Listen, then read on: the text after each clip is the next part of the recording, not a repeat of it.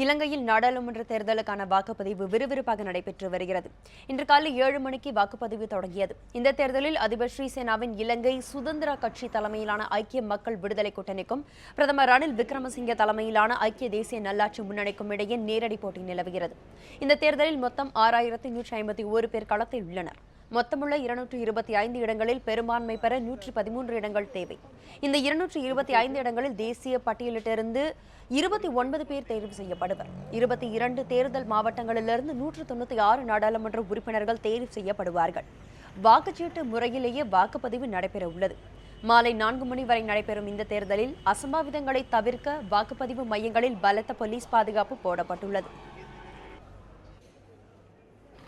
I hope one party gets majority and takes it forward. So I don't want to say which party, but at the end of the day, coalition doesn't work much. So it's good that one party takes it forward. Yeah. இலங்கை நாடாளுமன்ற தேர்தலுக்கான வாக்குப்பதிவு இன்று காலை 7 மணிக்கு தொடங்கி விறுவிறுப்பாக நடைபெற்று வருகிறது. கொழும்பு பல்கலைக்கழக கல்லூரி இல்லத்தில் அமைக்கப்பட்டுள்ள வாக்குச்சாவடியில் பிரதமர் ரணில் விக்ரமசிங்கே உள்ளிட்டோர் வாக்களிக்க உள்ளனர்.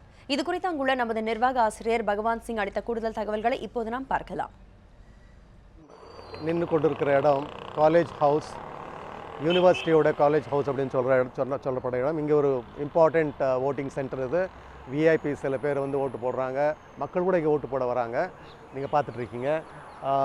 முக்கியமாக என்னென்னா, பிரைம் மினிஸ்டர் ரணில் விக்ரமசிங்கே இன்னும் கொஞ்சம் நேரத்தில் அவருடைய ஃபேமிலியோடு வந்து இங்கே ஓட்டு போடுறதாக எல்லாமே காத்துட்ருக்குறோம். நாங்கள் மஹிந்த ராஜபக்சா, முன்னாள் ஜனாதிபதி மஹிந்த ராஜபக்சே அவருடைய சொந்த ஊரான டிஸ்ட்ரிக்ட் ஹம்பந்தோட்டா டிஸ்ட்ரிக்டில் அங்கே அவர் ஓட்டு போடுவார். இன்றைக்கி மைத்ரிபாலாவோட எஸ்எல்எஃப்பி, ரணிலோட UNP traditional rivals, political rivals. ஆனால் இப்போ அவங்களோட ஒரு கூட்டமைப்பு. அதனால் ஒரு எஸ்எல்எஃப்பியில் அதாவது அதில் ஒரு மெயின் செக்ஷன் மஹிந்தாவோட சப்போர்ட்டர்ஸ் தவிர மெயின் செக்ஷன் யூஎன்பியோட யூஎன்பியோட கூட்டு போட்டு அவங்க 2 பேரும் இப்போ ஒன்றா இருக்காங்க இந்த பார்லிமெண்ட் எலெக்ஷனில். ஆனால் மஹிந்த ராஜபக்சே திருப்பி பார்லிமெண்ட்டில் என்ட்ரு ஆகிறதுக்காக அவர் இந்த பார்லிமெண்ட் எலெக்ஷனில் அவர் போட்டியிடுறார்.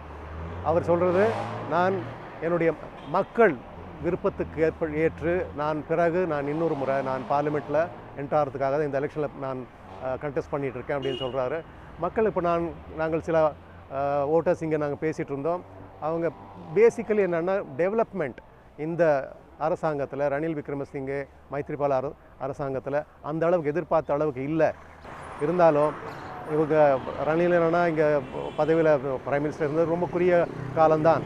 அதனால் அது ஒரு ஃபேக்டர் இருக்கலாம். இப்போ அதாவது இலங்கை நாம் ஒரு சின்ன நாடு. இதில் எலெக்டர்ஸ் யாருன்னா ஓட்டர்ஸ் பார்த்திங்கன்னா 1,50,00,000 கொஞ்சம் மேல், அவ்வளோதான். இதில் இன்றைக்கி எலெக்ஷனில் அதாவது பார்லிமெண்ட்டில் டோட்டல் மெம்பர்ஸ் 225 மெம்பர்ஸ், 225 மெம்பர்ஸ் பார்லிமெண்ட்டில். அதில் 196 எம்பிஸ் தான் இன்றைக்கி எலெக்ட் ஆக போகிறாங்க. 4 மணிக்கு தேர்தல் முடிஞ்ச உடனே, வாக்களிப்பு முடிந்த உடனே ஒரு வித்தின் 2 hours 2 மணி நேரத்துக்குள்ளே கவுண்டிங் தொடங்கிடும். இதெல்லாம் மேனுவல் கவுண்டிங். நம்ம இந்தியாவில் இருக்கிற மாதிரி எலக்ட்ரானிக் ஓட்டிங் மெஷின்ஸ் கிடையாது. இங்கே மேனுவல் ஓட்டிங் இருந்தாலும் எலக்ட்ரேட் ரொம்ப குறைவான எலக்ட்ரேட் ஓட்டர்ஸ் அப்படின்றதுனால இந்த 22 ஓட்டிங் டிஸ்ட்ரிக்ட்ஸ், மாகாணங்கள், அதுலேருந்து ஓட்டிங் சென்டர்ஸில் தொடங்கி பை லேட் மண்டே நைட், இன்றைக்கி நைட்டு ஒரு ட்ரெண்ட்ஸ் வர ஆரம்பிச்சிடும். நாளைக்கு மதியம் சாயந்தரத்துக்குள்ளே ஒரு ஃபைனல் ஷேப், அடுத்த பார்லிமெண்ட்டில் யாரோடைய அதிகாரம் இருக்கும் அப்படின்றது தெரிஞ்சிடும் அப்படின்றது எதிர்பார்க்கப்படுகிறது.